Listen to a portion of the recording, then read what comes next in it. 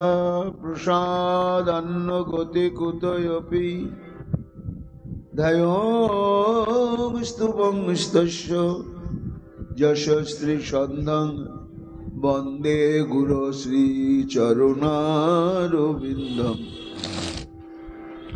गौरकृपा घनीभूतं प्रभग श्रीहरिनन्दनं मम जीवन सर्वस्व भक्त्या नौमि पुनः पुनः राधा कृपामयं वपुं श्री गुरुदिनतारकं प्रभग श्री गौरगोपालं भक्त्या नौमि पुनः पुनः अजानुलम्बित भुजौ कनकावदातो संकीर्तनैकपितरो कमलायताक्षो विश्वाम्भरो द्विजभरो जुगधर्मपालो वन्दे जगत्प्रियकरो करुणावतारो आनन्दलीलामय विग्रहाय हेमाभदिव्यच्छविसुन्दराय तस्मै महाप्रेमरसप्रदाय चैतन्यचन्द्राय नमो नमस्ते निरानन्दमिदं सर्वं प्रेमानन्दस्वतीकृतं येन तं सततं वन्दे नित्यानन्दं जगद्गुरुं श्री अद्वैत नमस्तुभ्यं कलिजुगनुकृपानिधे गौर प्रेम प्रदानाय श्री सीतापतये नमो लादिनी स्वरूपाय गौरांग सुहृदाय च भक्त शक्ति प्रदानाय गदाधर नमस्तुते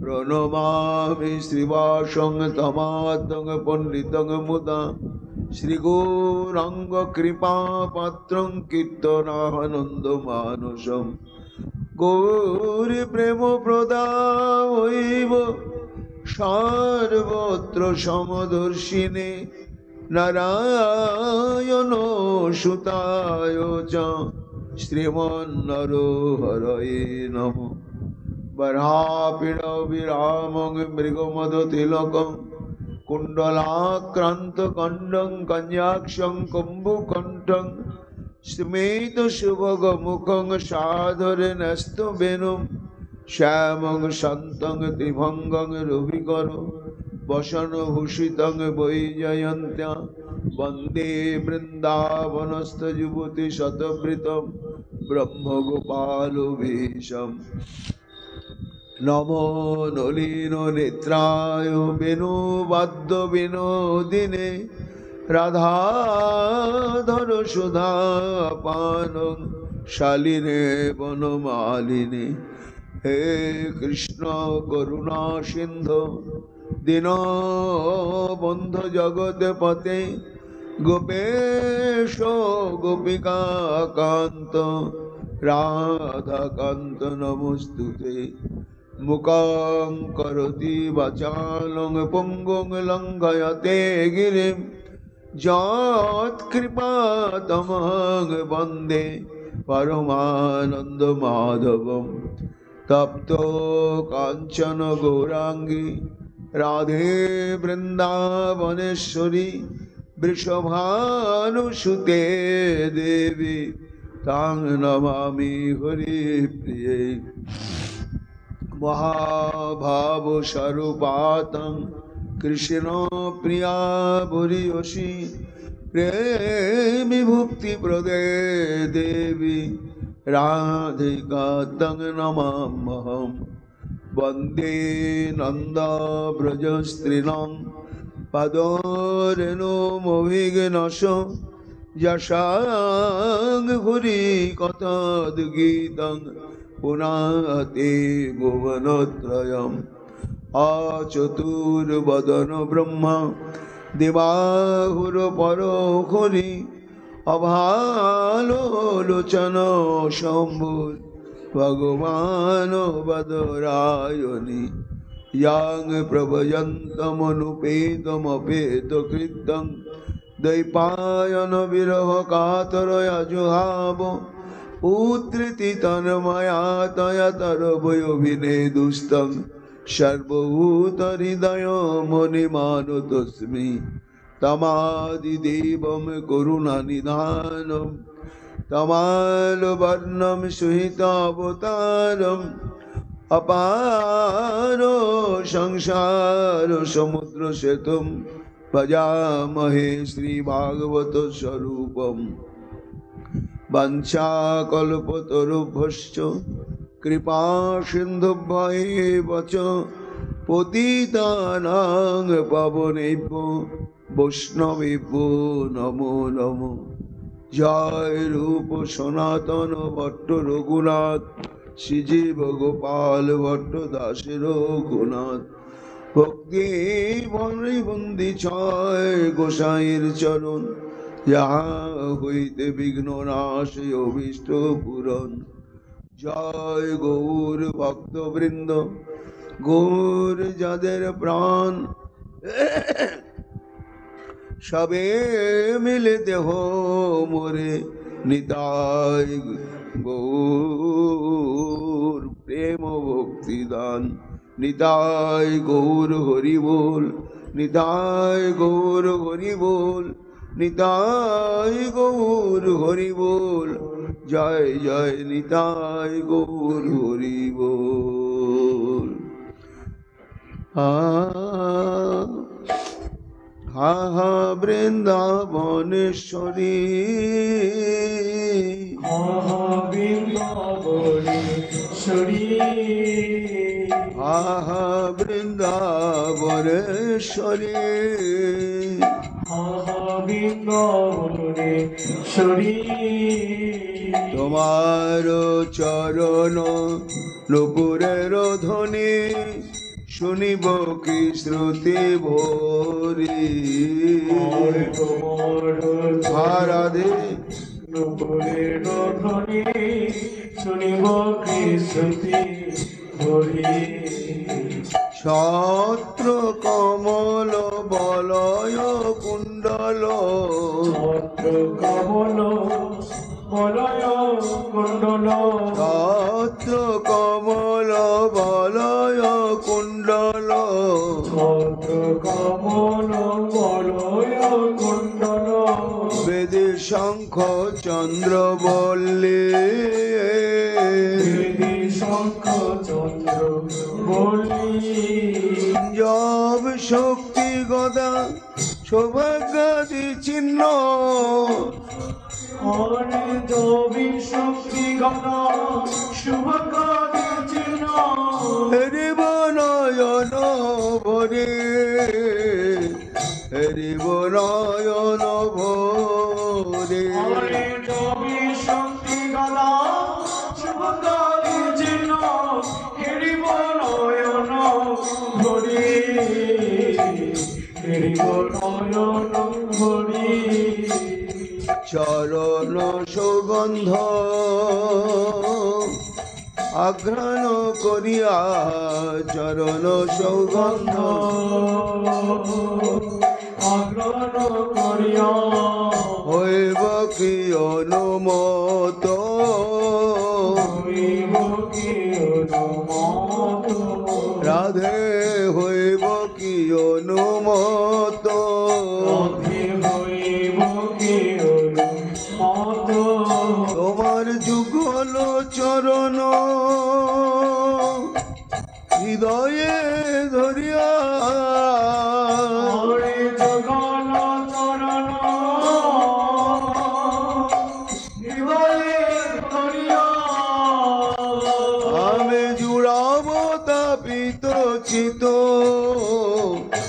জুড়াব তাপিত চিত হরে জগন চরণ হৃদয়ে ধরিয়া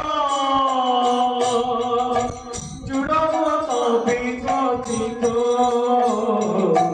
জুড়ব তাপিত চিত সুগন্ধি সলি সলিলে অরুণ চরণ সলিলে অরুণ চরণ কমল ধোয়াব ধীরে কমল ধীরে রাধে কমল ধোয়াব ধীরে রাধে কমল ধীরে আবার সে চরণ অমৃত পান করি কবে আমার সে চরণ অমৃত পান করি কবে আমি ভাসিব আনন্দ নীরে ভাসিব আনন্দ নীরে আমার সে চরণ অমৃত পান করি কবে হাসিব আনন্দ নীরে হাসিব আনন্দ নীরে রাধে রাধে বলে তোমার নাম বলে হরে রাধে রাধে বলি রাধে তোমার নাম বলি গাইব উচ্চ স্বরে গাইব কি উচ্চ স্বরে নামের সহিতে এমর পরাণ নামের সহিতে এমন পরাণ যাবে তো আপদ তলে যাবে তো আপদ তলে রাধে নামের সহিতে এমন পরাণ যাবে তো আপদ তলে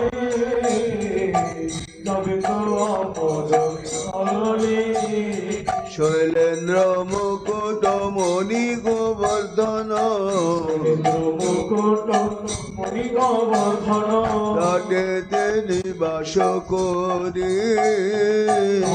তিনি বাস করি কৃষ্ণ দাসে নিবেদন করে পূর্ণ করো প্রাণেশ্বরী দাসেরে নিবেদন করে করে সরি হা হা বৃন্দাবনেশ্বরী মহাবৃন্দাবনেশ্বরী হরে রাধা রানী কি জয় প্রেম ভক্তি প্রদায়িনী রাধা রানী কি জয় অপার করুণাময়ী রাধা রানী কি জয় জয় জয় শ্রী রাধে শ্যাম জয় মহাপ্রভু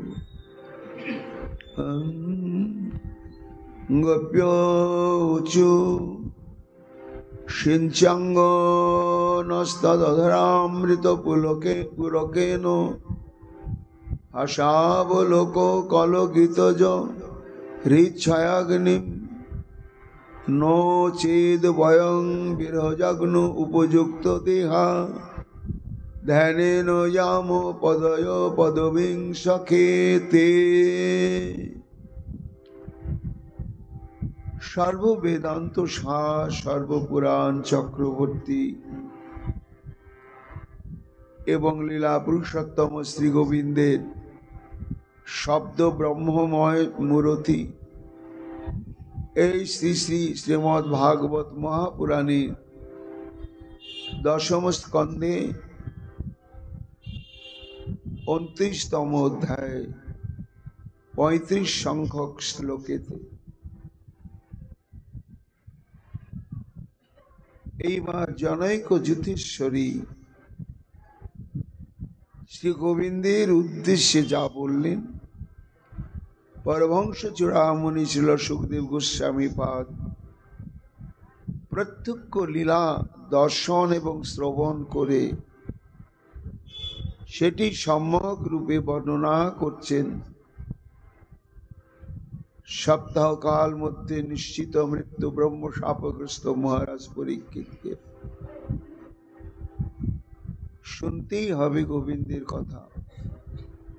মুক্ত, মুমুক্ষু এবং বদ্ধ, সংসারে তিন প্রকার জীব, আর এই তিন প্রকার জীবের জন্যই হচ্ছে কৃষ্ণ কথা, রাধা গোবিন্দের লীলা কথা। সুকমণি বলছেন, মহারাজ, এই যে গোপিকার উক্তি আমরা আলোচনা করেছি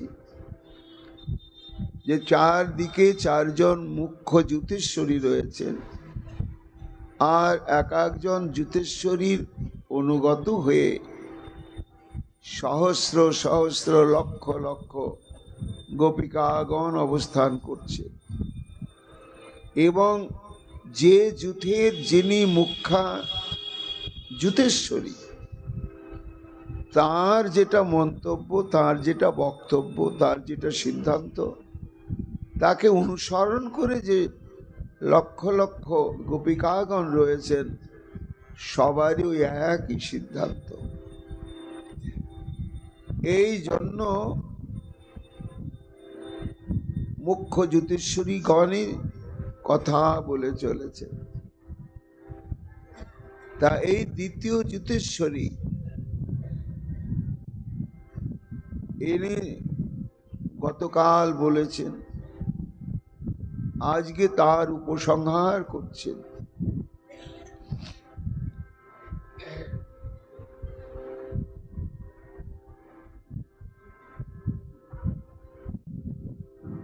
নিতাই গৌর হরি বল, গৌর হরি বল, গৌর হরি বল।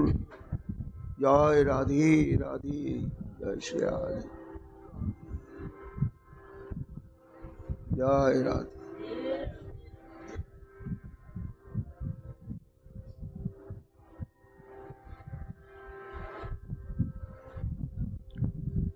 গতকাল সেই জ্যোতিষ্বরী বলেছেন যে আমরা তো সংসার ভালোই ছিলাম, তুমি আমাদের চিত্তকে অপহরণ করলে, আর অপহরণ করে তুমি নিত্য শাশ্বত সনাতন এক সুখ এবং আনন্দের সংবাদ দিলে, দিয়ে এইবার তোমার নিকটেই তুমি কৌশল করে টেনে নিয়ে এলে।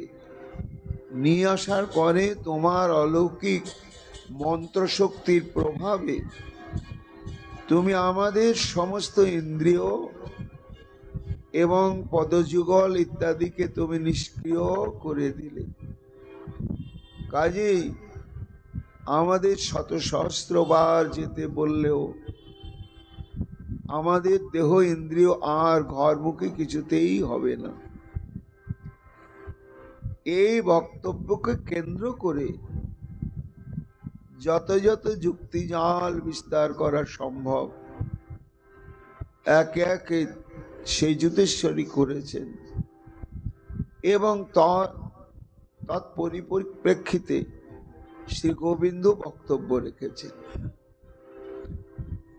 সুকমণি বলছেন, মহারাজ, শ্রী গোবিন্দ কিন্তু এখনো তৃপ্ত হতে পারছেন না। যে উদ্দেশ্যে একের পর এক 10টি উপেক্ষা বাণী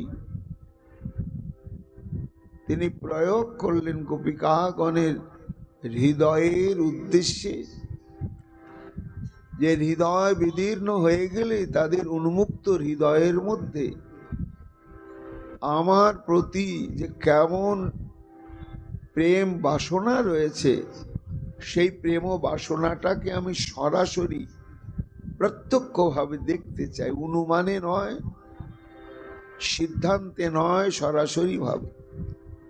কেমন যেমন ভাবে আমার কৌতূহল হয়েছিল গোপিকাগণের অনাবৃত অঙ্গ প্রত্যঙ্গের এক দিব্যাতি দিব্য চিন্ময় মাধুর্য আমি আস্বাদন করব, তা অনেক প্রতিকূলতা অতিক্রম করে গোপিকাগণ আমার সেই বাসনা পূরণ করেছে। এইবার আমার বাসনা যে গোপিকাগণের অন্তরকে উন্মুক্ত করে সেই অন্তরের মধ্যে যে আমার প্রতি প্রেম সম্পত্তি সযত্নে রক্ষিত আছে, ওটি আমি সরাসরি উপভোগ করতে চাই। কিন্তু এইখানে গোপিকাগণ এত কঠোর যে কিছুতেই প্রকাশ করছেন না।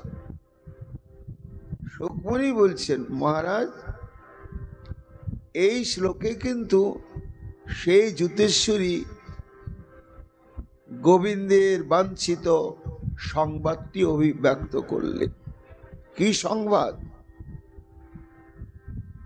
এখানে গোবিন্দকে সম্বোধন করলেন যুতেশ্বরী গোপী। দুটি সম্বোধন পদ, একটি হচ্ছে হে অঙ্গ, আর একটি হে সখে।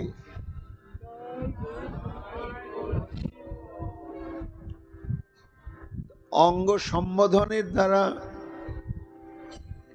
গোপী কি বুঝাতে চাইলেন গোবিন্দকে? অঙ্গ বলে তাকেই সম্বন্ধ করা যায় যার সঙ্গে মানসিকতায়, ব্যবহারে, চাওয়া পাওয়াতে, উদ্দেশ্যে, প্রেমেতে একেবারে একই সম অবস্থা। এই রকম যে অতীব অন্তরঙ্গ জন, তাকে রসশাস্ত্রে অঙ্গ এই বলে সম্বোধন করা যায়। তা গোপীগণ গোবিন্দকে আজকে হে কৃষ্ণ বললেন না, বললেন অঙ্গ। অর্থাৎ এই সম্বোধনে গোবিন্দকে বুঝিয়ে দিলেন যে আমরা তোমার বাইরে নেই, তোমার সঙ্গে আমরা অভিন্ন স্বরূপেই রয়েছি। তাই হে প্রীতম, সিঞ্চ, তুমি শিগগির সিঞ্চন করো। অধরামৃত পুরো কেন, তোমার যে অধর রস, সে অধর রস প্রচুর পরিমাণে সিঞ্চন করো, করে আমাদের হৃচ্ছাগ্নিম, আমাদের হৃদয়ে যে প্রবল কামানল প্রজ্বলিত হয়ে সব ইন্দ্রিয়গণকে যেন ভস্মীভূত করে দিচ্ছে। তাই হে অঙ্গ, হে অভিন্ন হৃদয়, আমাদের বান্ধব,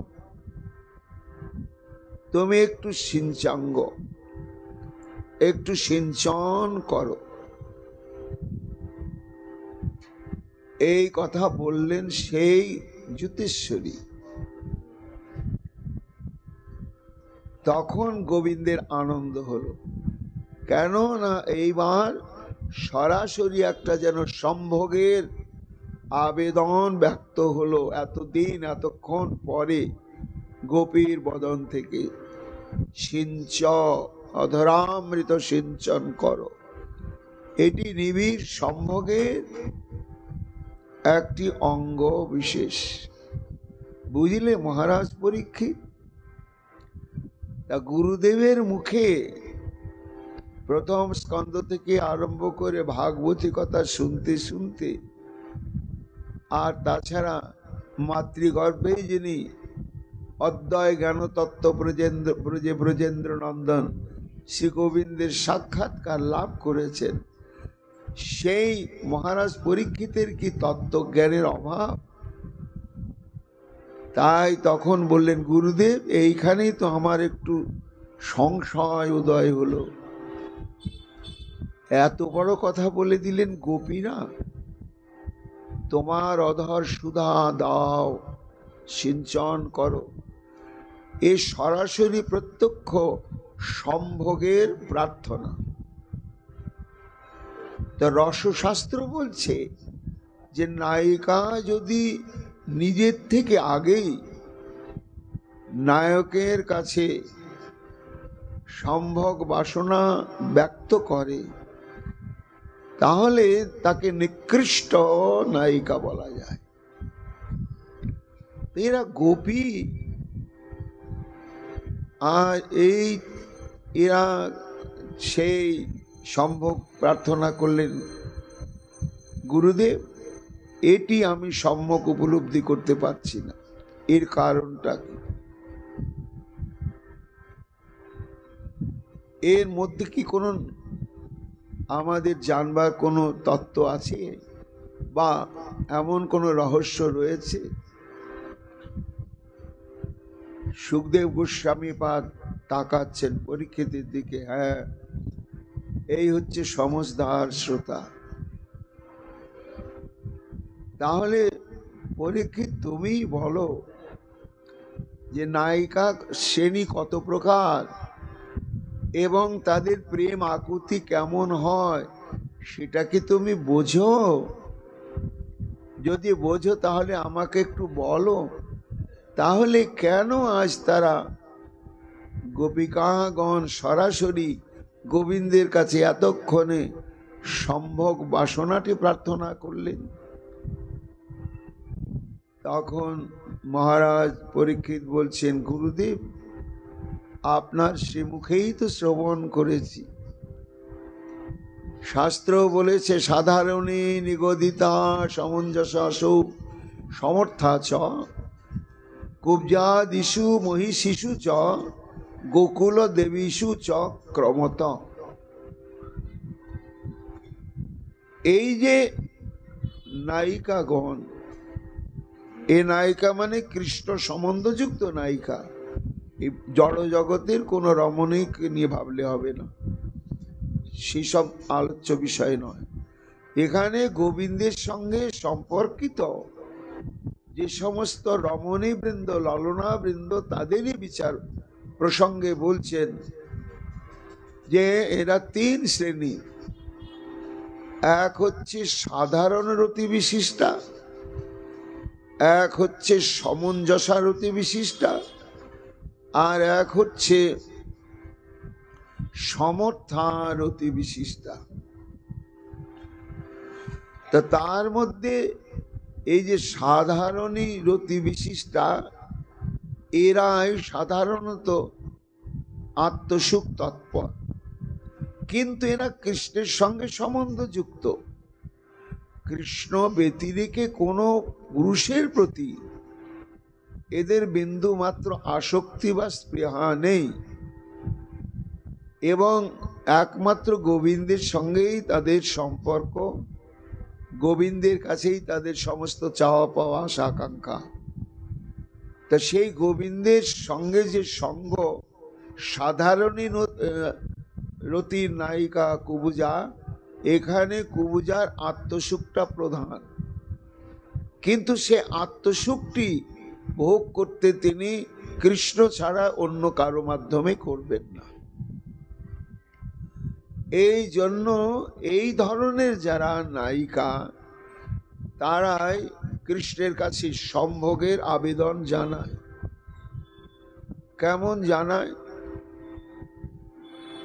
না, গুরুদেব আপনার মুখেই শুনেছি,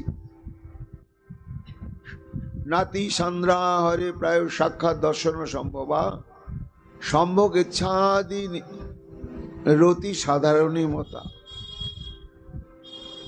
যেখানে কৃষ্ণ সুখৈক বাসনাটি কারো হয় নাই, সম্ভোগ নিজের সম্ভোগ বাসনাটি মুখ্য, এইরকম রতি বিশিষ্টা নায়িকাকেই সাধারণ রতি বিশিষ্টা বলা হয়।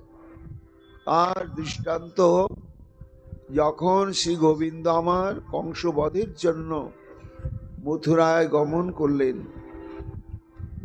সেই সময় শৈলেন্দ্রী কুব্জা ত্রিবক্রা, তার শরীর ত্রিবক্র ছিল, হাঁটুতে, গ্রীবায় এবং কোটি প্রদেশে কদাকার চেহারা, কিন্তু সে মহারাজ কংসের অঙ্গচর্চাদি প্রদান করতে।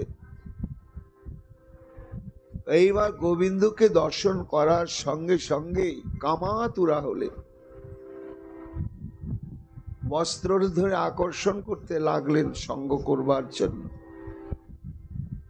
শ্রী গোবিন্দ দেখলেন এ তো নিত্য কান্তা, তা ধৈর্য ধরো, দাঁড়াও।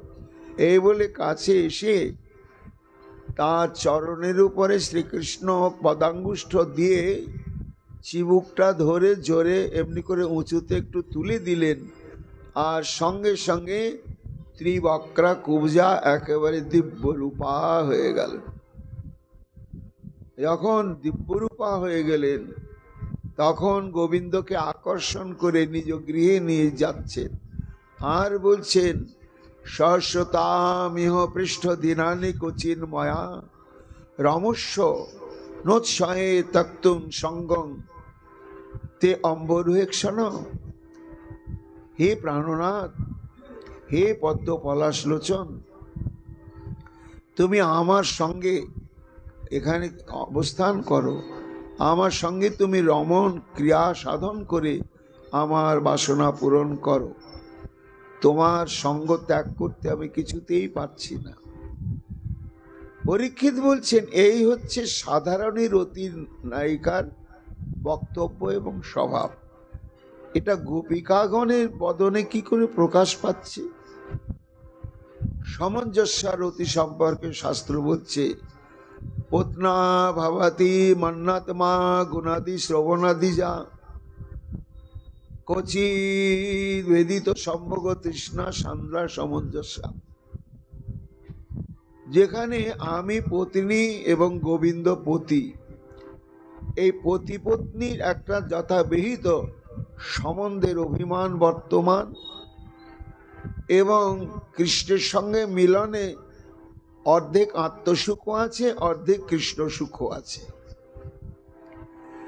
এই রকম যে রতি বিশিষ্টা নায়িকা তাকে বলা হয় সমঞ্জসা। আর তারপরে হচ্ছে গিয়ে সমর্থারতি। কোচির বিশেষ মায়ন্তা সম্বিগচ্ছা জয়াতিদা রত্তা তদাত্মমাপন্না সা সমর্থিতে বন্যতে। আর সমর্থারতির হচ্ছে কি না, বিন্দু মাত্র নিজের আত্মসুখেচ্ছার গন্ধ পর্যন্ত নেই। এরা কৃষ্ণের সঙ্গে যে নিবিড় ভাবে নানা প্রকার বিলাসক্রিয়া সাধন করেন, কিন্তু তার মধ্যে বিন্দু মাত্র আত্মসুখ প্রচেষ্টা নেই। বাইরের থেকে দেখে মনে হবে যে এরা বোধহয় নিজের সুখের জন্য কৃষ্ণের সঙ্গ করছে, কিন্তু বিচারে বা তত্ত্বে বা সিদ্ধান্তে গন্ধ মাত্র নেই। একমাত্র কৃষ্ণ সুখৈক তাৎপর্যময়ী সেবা বাসনাময়ী তাদের রতি বা তাদের প্রীতি। এই জন্য তারা সাধারণী নায়িকার ন্যায় কখনোই সরাসরি গোবিন্দকে বলতে পারবে না, নিজের সম্ভোগের কথা প্রার্থনা করতে পারবে না কখনো। তাহলে কেন এই সমস্ত রাসনায়িকাগণ গোবিন্দের বংশীধ্বনি শ্রবণ করে এখানে উপস্থিত হয়েছে, আর তারা বলছেন সিঞ্চাঙ্গ নস্তধারামৃত পুরকেন। এইখানে আমার একটু মনে হচ্ছে গুরুদেব যে এর পেছনে নিশ্চয় কোনো গূঢ় রহস্য রয়েছে। সে রহস্যটি আমি সম্যক উপলব্ধি করতে পারছি না বলে আমার মনের মধ্যে এই সন্দেহটি প্রকাশ পেয়েছে। সুকমণি বললেন, হ্যাঁ মহারাজ, তুমি যেটা প্রশ্ন করেছো ঠিক, কিন্তু বিষয়টি ঠিক অন্য নয়। একটি বিষয় আমরা বারবার কয়েকদিন থেকে বলে চলেছি যে কৃষ্ণের উপেক্ষা বাণীর অন্তরালে কৃষ্ণের একটাই তীব্র লালসা যে গোপীরা কৃষ্ণকে কেমন ভাবে ভালোবাসতে অভিলাষী, এটা একবার মুখ ফুটে বলুক, খোলা মনে বলুক। এই কথাটা, এই ভাবটা আস্বাদন করবার জন্যই গোবিন্দের চিত্ত অধীর হয়ে উঠেছে। এবং তিনি ভেবেছিলেন যে এইভাবে উপেক্ষা বাণীর ঘাত প্রতিঘাতে এরা এক সময় নিশ্চয়ই বলবে তাদের হৃদয়ের আসল রহস্য, মনের কথা আমার কাছে খুলে বলবেই বলবে। কিন্তু এখন পর্যন্ত বললে না, গতকাল পর্যন্ত বললে না গোপী। তাই সুকমণি বলছেন, মহারাজ পরীক্ষিত শোনো, চতুর শিরোমণি তো তিনি তখন চিন্তা করলেন যে এই গোপীরা এত সংরক্ষণশীলা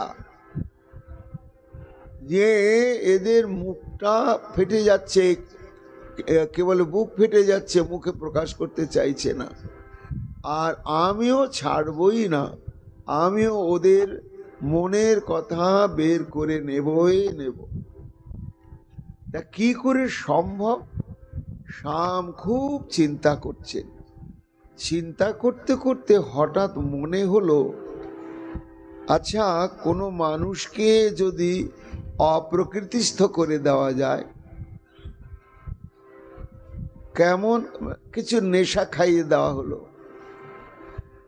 যখন নেশাটা তার ভেতরে ক্রিয়া করবে তখন কিন্তু ওর মনের ভারসাম্য থাকবে না।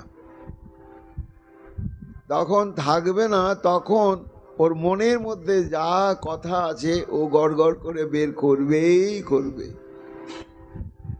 গোবিন্দ এটা চিন্তা করলেন যে হ্যাঁ, অনেক নেশাখোরী, নেশা যখন জমে যায় তখন গুরুত্বপূর্ণ গোপন কথা চেপে থাকতে পারে না, নেশার ঘরে সব বলেই দেয়। তাই সুকমণি বলছেন, মহারাজ এই যে গোপী সম্ভোগ প্রার্থনাটা করলেন কেন, কোন পরিস্থিতিতে?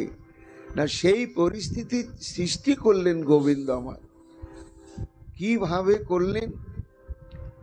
না যেমন মদ্যপানে মাতাল ব্যক্তি আর অন্তরে কোনো কথা গোপন করে চেপে রাখতেই পারে না, সব ব্যক্ত করে। গোবিন্দ চিন্তা করলেন যে এই গোপীগণকে যদি একটুখানি মাতাল করে দিতে পারি, অপ্রকৃতিস্থ করে দিতে পারি, তাহলে এই এতক্ষণ যে আমি এত অগ্নিবাণ ছাড়লাম তাতেও যা কাজ হয়নি, এরা যদি অপ্রকৃতিস্থ হয়ে যায় তাহলে সে কাজটা সহজেই হবে। চতুর শিরোমণি জানো মহারাজ পরীক্ষিত, শ্রী গোবিন্দ তখন একটা উপায় অবলম্বন করলেন। কি উপায়? তদীয় বেনু তনু মাধুর্য মধুমত্ত চিত্তা। টিকাকার বলছেন যে প্রচুর পরিমাণে মাদক দ্রব্য পান করে দিলেন গোপীগণকে গোবিন্দ। কি কি মাদক দ্রব্য? তদীয় বেনু তনু মাধুর্য মধু। মধু মানে এখানে মদ,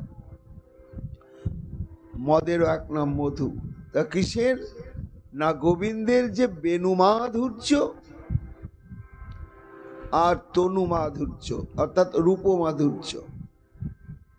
তা গোবিন্দের 64টি গুণের মধ্যে অনন্য সাধারণ 4টি গুণ, যে 4টি গুণ নারায়ণেতে নেই, একমাত্র কৃষ্ণতেই নিত্য বর্তমান। সেই 4টির মধ্যে হচ্ছে বেনু মাধুর্য, রূপ মাধুর্য, প্রেম মাধুর্য আর লীলা মাধুর্য। তার মধ্যে শ্রী গোবিন্দ আমার নিজের যে অসমর্থ রূপ, কেমন রূপ? না শাস্ত্রকার বলছেন যে এই তনু মাধুর্য রূপ মদিরা পানে গোপীগণকে মাতাল করতে যাচ্ছেন বটে, কিন্তু শ্যাম নিজেও মাতাল হয়ে যান। দর্পণাদ্যে দেখে যদি আপন মাধুরী, আস্বাদিতে ক্ষোভ ওঠে আস্বাদিতে নারী। এই গোবিন্দের তনু মাধুর্য অর্থাৎ রূপ মাধুর্য একটা অদ্ভুত মহাশক্তিশালী, যে গোবিন্দ পর্যন্ত যদি আয়নার মধ্যে নিজের রূপ দেখেন তা নিজে পাগল হয়ে যান, অপ্রকৃতিস্থ হয়ে যান। তা নিজেই যেখানে অপ্রকৃতিস্থ হয়ে যান, যে রূপ লাবণ্যের মাধুর্য আস্বাদন করে গোপিকা হবেন না কেন? তাই তদীয় বেনুতনু মাধুর্য মধু চিত্তা মত্ত চিত্তা, গোপীগণকে স্বীয় মাধুর্য দর্শন প্রদান করে তার মাধুর্যটি আস্বাদন করালেন। মাতাল হয়ে গেল। সৌন্দর্যামৃত সিন্ধু তরঙ্গ ভঙ্গ ললনা চিত্রাদি সংপ্লাবক। অর্থাৎ গোবিন্দের যে সৌন্দর্য, সমুদ্রের তরঙ্গের শক্তি কেমন না, হিমালয়ের চাইতে সুদৃঢ় এবং উঁচু হচ্ছে সতী নারীগণের চিত্ত। সেই চিত্তরূপ সমুদ্রকে পর্যন্ত কুপকাত করে দেয় শ্রীকৃষ্ণের এই তনু মাধুর্যের তরঙ্গাঘাতে। আর বেনু মাধুর্য, বেনুর তো কোনো কথাই নাই, বেনু অঘটন ঘটায়।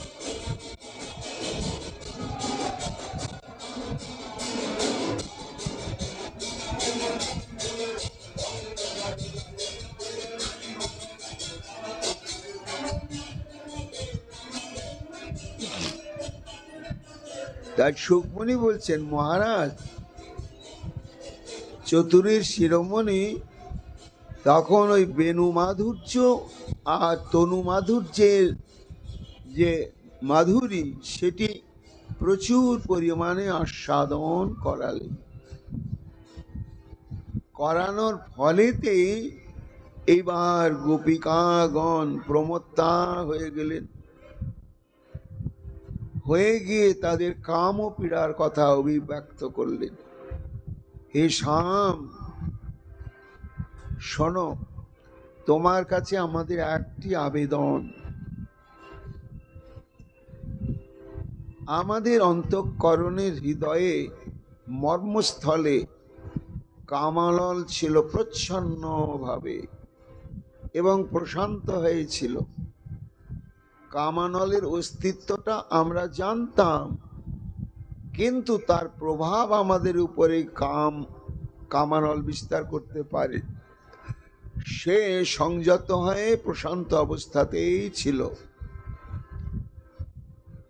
শোনো শ্যাম, পরীক্ষিত বলছেন কাম, গুরুদেব গোপিকা বলছে কামানল, এটা আমার কানে কেমন ঠেকলো কেন না? যাদের অন্তরে কামানল প্রজ্বলিত হয় তারা গোবিন্দ পেতে পারেন কখনো? গোবিন্দের ভক্ত হতে পারেন কখনো? গোবিন্দের অন্তরঙ্গ হতে পারেন কখনো? গোবিন্দের প্রীতিবর্ধনকারী হতে পারেন কখনো?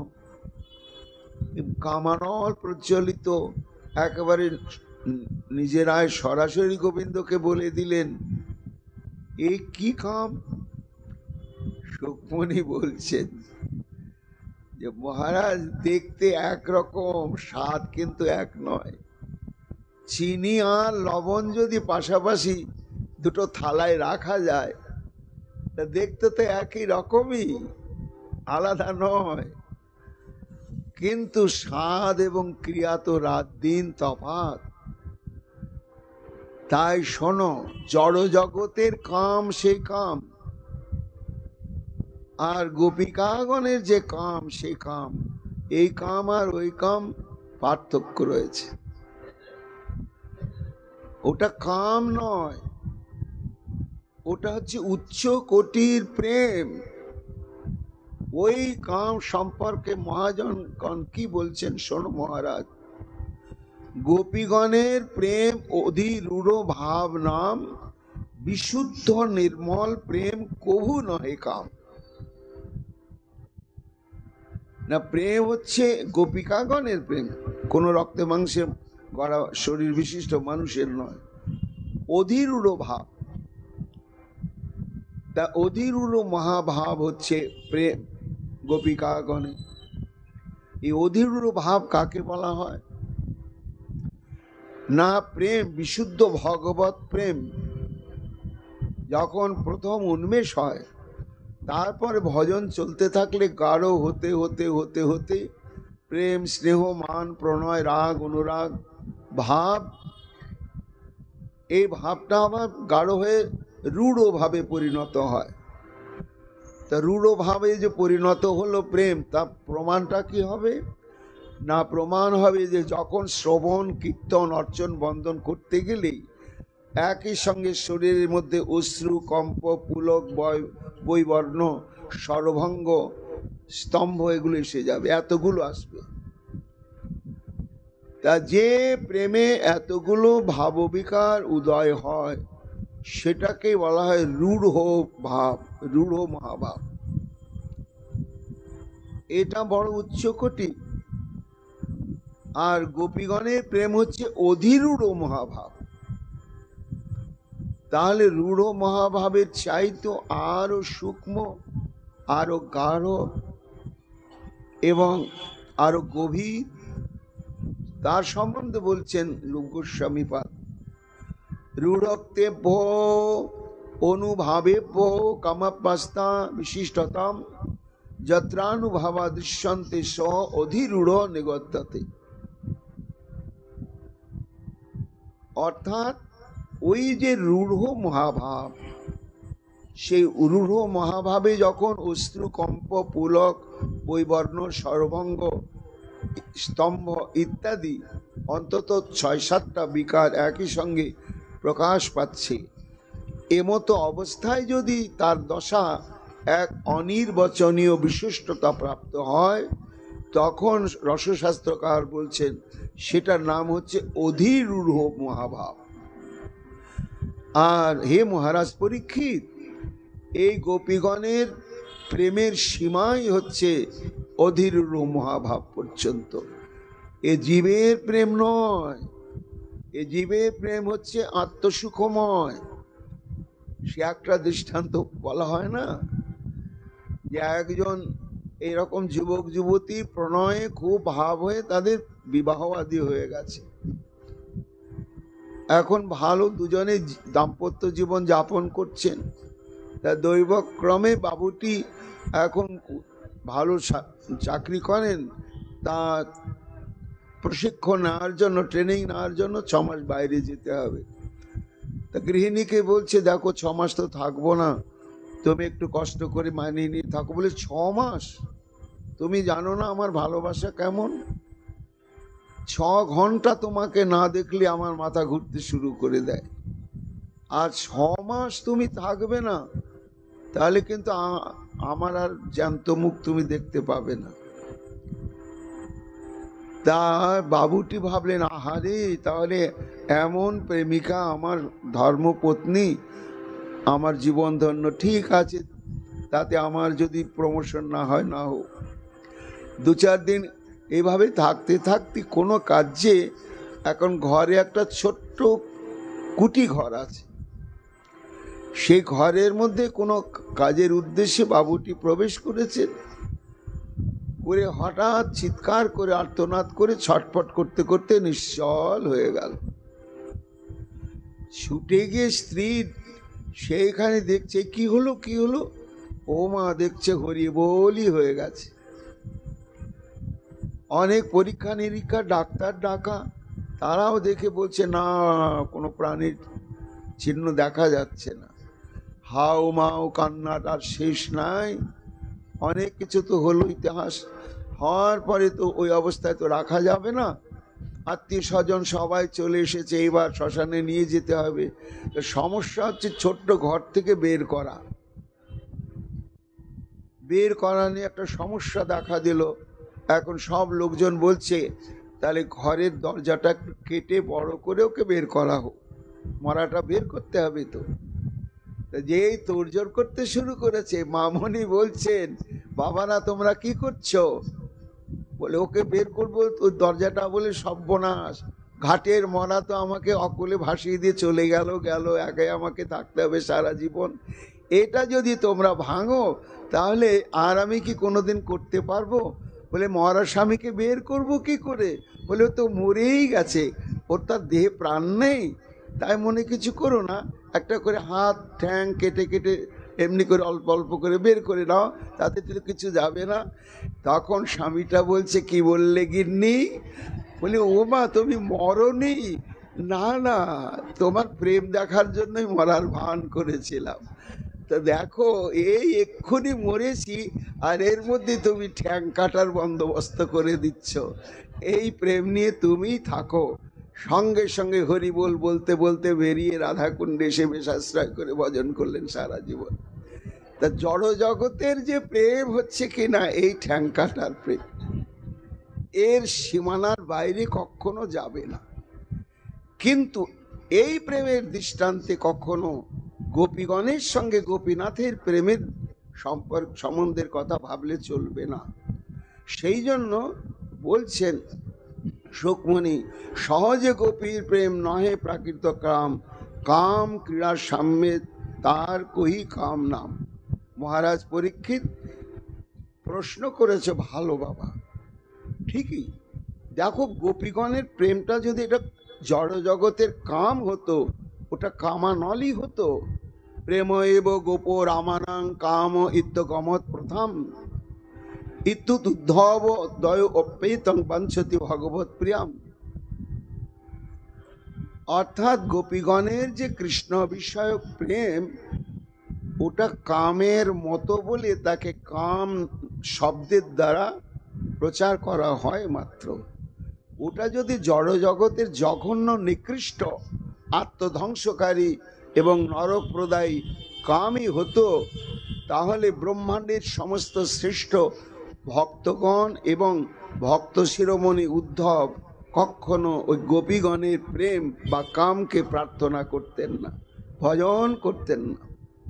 উদ্ধব কাঁদছেন, আশামহ চরণ রেণুজুষামহং স্যাং বৃন্দাবনে কিমপি গুল্মলতৌষধীনাম ইয়া দুস্তজং স্বজনমার্য পতঞ্চ হিত্বা ভেজে মুকুন্দ পদবীম শ্রুতিভীর বিবিকা। সমগ্র শ্রুতিগণ অন্বেষণ করে যাকে পাচ্ছেন না, সেই গোবিন্দের চরণ যারা নিরন্তর সেবা করে চলেছেন, সেই গোপীগণের চরণ ধূলিকণাকে যদি সেবা করার আমি সৌভাগ্য পেতাম, আমি উদ্ধব, আমি মহাধন্য হয়ে যেতাম। এই জন্য মহারাজ পরীক্ষিত, তোমার প্রশ্ন আসা স্বাভাবিক, কিন্তু সব এক মনে করলে হবে না। গোপীগণের প্রেমের সাম্য, কামের ব্যবহারের সাম্যতা আছে। কামের ব্যবহার যেমন হয় আলিঙ্গন চুম্বন আদি, কিন্তু সেটা হচ্ছে একটা নিশ্চক কাম উত্তেজনার থেকে, আর একটা শুদ্ধ পবিত্র সুনির্মল প্রেম ভাবনার থেকে। ক্রিয়াটা একই। সহজে গোপীর প্রেম নহে প্রাকৃত কাম, কাম ক্রীড়া সাম্যে তার কহি কাম না। এই জন্য গোপীগণ বলছেন যে তুমি আমাদের এই কামানলকে প্রচলিত করে দিয়েছ। তারপর কি হলো গুরুদেব? না, কৃষ্ণ তখন বলছেন, বাহ, আমি কত দূরে থাকি, আমি কি করে তোমাদের আগুনটা জ্বালালাম ভাই? আমাকে তোমরা অভিযোগ করছো। গোপীগণ বলছেন, তুমি জ্বালিয়েছ। জানো কিভাবে জ্বালিয়েছ? বলছি, ওই কামানলটা তো আমরা জন্মসূত্রে আমাদের হৃদয়ের মধ্যে ছিল প্রসুপ্ত, প্রশান্ত, আমাদের উৎপীড়ন করতো না। সেখানে তুমি কি করলে জানো? হাসাবলোক। হাসাবলোক মানে তোমার দুষ্টু দুষ্টু হাসি মাখা চাহনি ভরা যে মাধুর্য, এই মাধুর্য রূপ ঘি ঢেলে দিলে নিবন্ত আগুনের উপরে। তা নিবন্ত আগুনের উপরে যদি কেউ ঘি ঢেলে দেয়, তাহলে আগুনটা কি আর এমনি থাকবে? একেবারে জ্বলে উঠল। এবার আগুনটা যখন জ্বলে উঠল, তখন তুমি কি করলে? বলে, আগুনটা তো জ্বললো বটে, এবার সহস্র শিখায় তাকে চারিদিকে ছড়াতে হবে। তার জন্য তুমি কি করলে জানো? কলগীতজ বংশী ধ্বনি রূপ বায়ু সঞ্চালন করলে।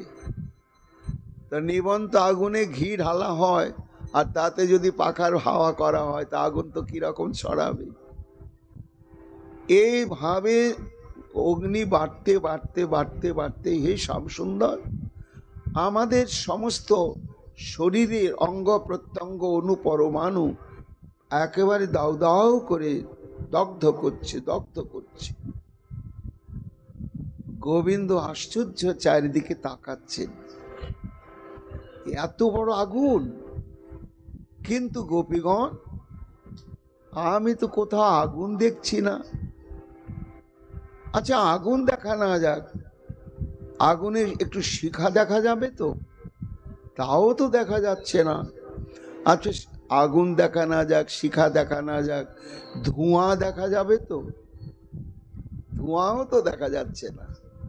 আচ্ছা, ধোঁয়া দেখা না যাক, একটু শরীরে তাপ লাগবে তো? এইখানে যদি ভয়ঙ্কর আগুন জ্বলে তো তাপটা তো অনেক দূর পর্যন্ত ছড়িয়ে যাবে।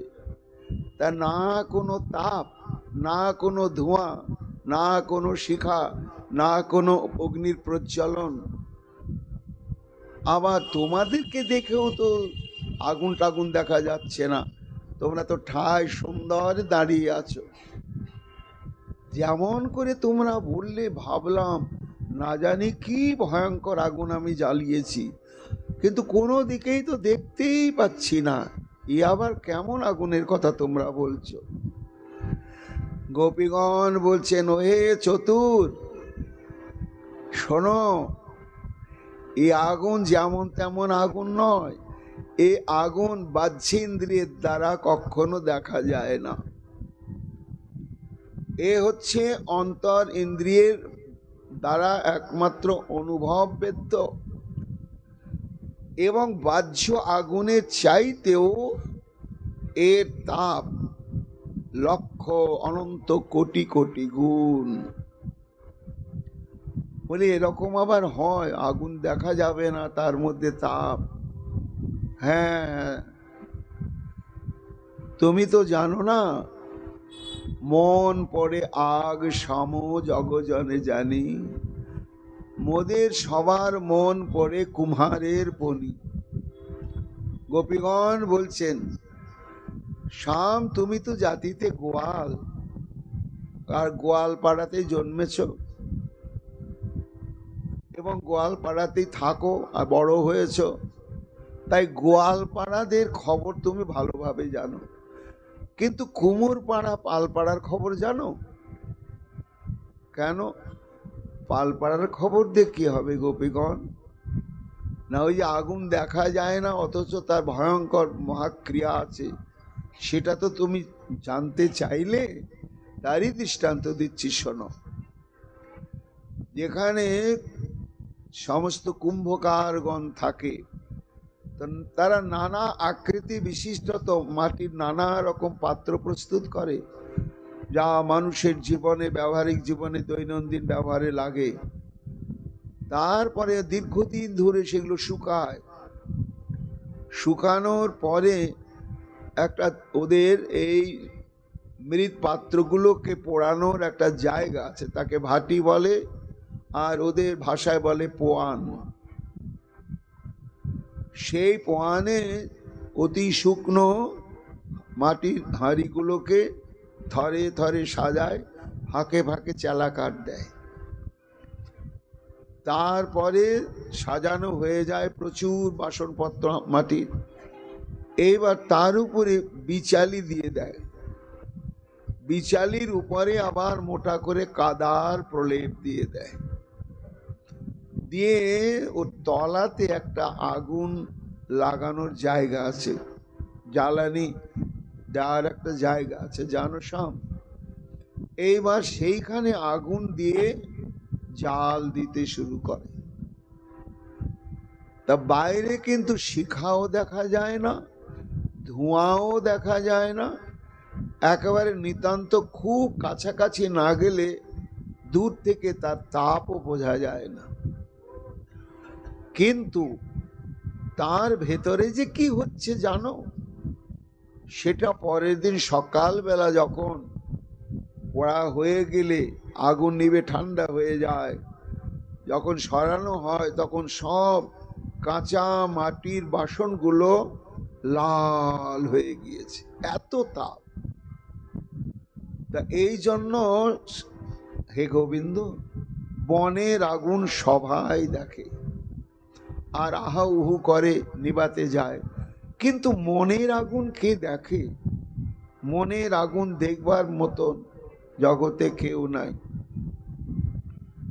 গোবিন্দ বলছেন, ও এই রকম হয়ে গিয়েছে তোমাদের দশা, তাহলে তোমরা আমার কাছে কেন এসেছো?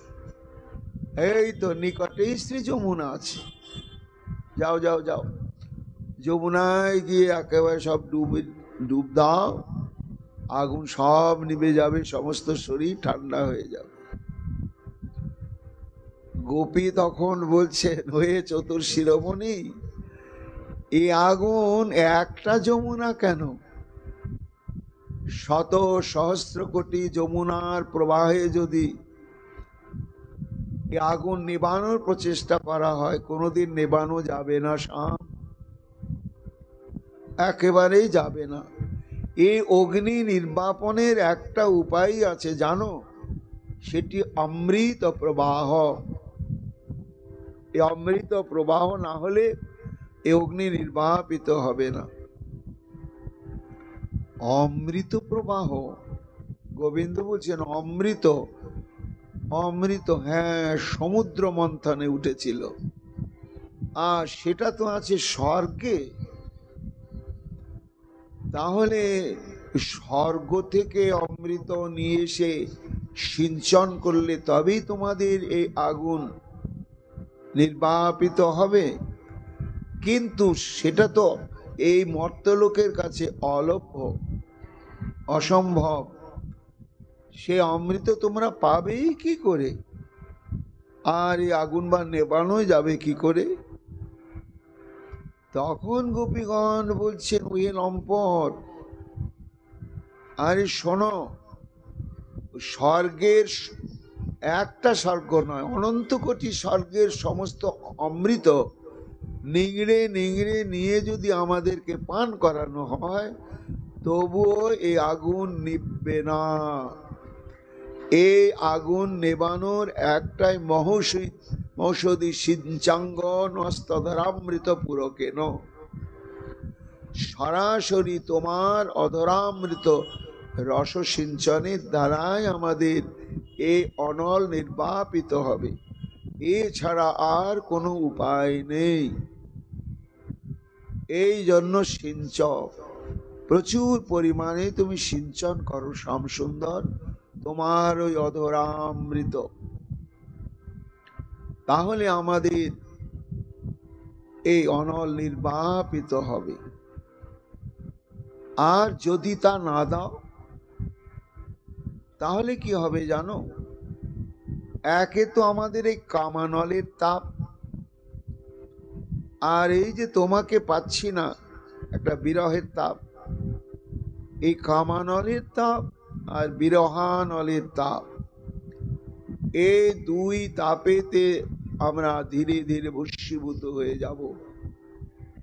হয়ে গিয়ে ভস্মীভূত হওয়ার সময়তে তোমার চরণ ভাবনা করেই আমরা ভস্মীভূত হয়ে গিয়ে তোমার চরণ সেবার সৌভাগ্য লাভ করব। গোবিন্দ বলছেন, এটা অসম্ভব অসম্ভব কথা শোনাচ্ছ তোমরা, ভস্মীভূত হয়ে যাবে।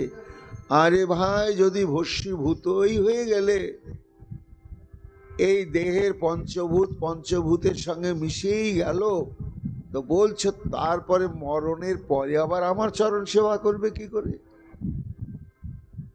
মরে গেলে তো চলেই গেল। তখন গোপীগণ বলছেন, হে শ্যামসুন্দর, আমাদের প্রেম এই রকম, আর আমাদের সেবা বাসনা এই রকম। তুমি যদি অধরামৃত প্রদান না করো, তাহলে এই কামানল আর বিরহানলের তাপে তাপে তোমাকে ধ্যান করতে করতে তোমার সম্মুখেই আমরা দেহান্ত প্রাপ্ত হয়ে এই যে পঞ্চভূতে মিশে যাবে, মিশে গিয়ে তোমার পরিপূর্ণ সেবার সৌভাগ্য লাভ করবে, বাস্তবে আর করবে না। কিভাবে? পঞ্চত্তং তনুঋতুভূত নিবহা সংসে বিশন্ত স্ফুটং ধাতারং প্রণিপত্য হন্ত শিরসা তত্রাপি যাচে বরং তদ বাপিষু পয়স্তদীয় মুকুরে জ্যোতিস্তদীয় অঙ্গন বম্নি বোম তদীয় বর্তমনি ধরা তত্তাল বৃন্তে অনিল। আহা, সুকমণি বলছেন, মহারাজ এইখানে গোপীগণের শ্রেষ্ঠত্ব কি বলছেন? শ্যাম, মরণের সময় প্রার্থনা করব, হে বিধাতা, মরণের হয়ে গেলি তো পঞ্চভূতে মিশে যায়। কেমন না, শরীরের জলটা জলে চলে যায়, মাটিটা মাটি চলে যায়, এর মধ্যে বায়ু আছে, বায়ুটা বায়ুতে চলে যায়, এতে আকাশ তত্ত্ব আকাশে চলে যায়, এতে আছে অগ্নি তত্ত্ব শরীরে, এই অগ্নি তত্ত্ব অগ্নিতে চলে যায়। এইভাবে পঞ্চভূতে শরীরটা পরিণতি লাভ করে। তা আমরা এইভাবে ভস্মীভূত হওয়ার পূর্বে বিধাতার কাছে প্রার্থনা করব, আর বিধাতা পূরণ করবে যে হে বিধাতা, দেহান্তে আমাদের এই দেহের পঞ্চভূত, এই বৃন্দাবনের পঞ্চভূতে মিশে যেন নিরন্তর গোবিন্দ সেবা করে। কিভাবে সেবা করবে? তদীয় বাপিষু পয়, অর্থাৎ আমাদের শরীরের যে জল, দেহত্যাগের পরে এই জলটা এই বৃন্দাবনের যে যমুনা বা সরোবরের জল, তার সঙ্গে একীভূত হয়ে থাকবে। তুমি যখন যমুনায় স্নান করবে বা সরোবরে স্নান করবে, তখন আমাদেরই দেহ জল রূপে তোমার সেবা করে কৃতকৃতার্থ হবে। তদীয় মুকুরের জ্যোতি, আর আমাদের শরীরের মধ্যে যে জ্যোতি বা তেজ বা অগ্নি তত্ত্ব আছে, এই তেজ তত্ত্বটি কি হবে না, তুমি যে আয়নাতে দর্পণে প্রতিবিম্ব দর্শন করে কৃতকৃতার্থ হও, সেই দর্পণের জ্যোতি রূপে অবস্থান করে তোমার সেবা করবে দেহান্তে।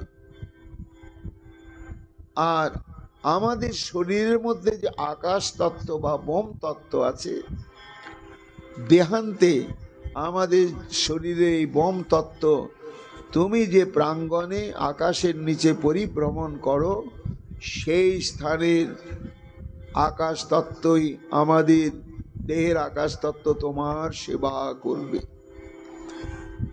আর আমাদের শরীরে যে বায়ু আছে, দেহান্তে গিয়ে যে তালবৃন্ত এবং ময়ূরপুচ্ছ দিয়ে তোমাকে বেজন করা হয়, সেই বেজনের যে পবন হাওয়া, আমাদের শরীরে পবন সেই তালবৃন্ত এবং বিজনকে অবলম্বন করে তোমার নিত্য সেবা করবে।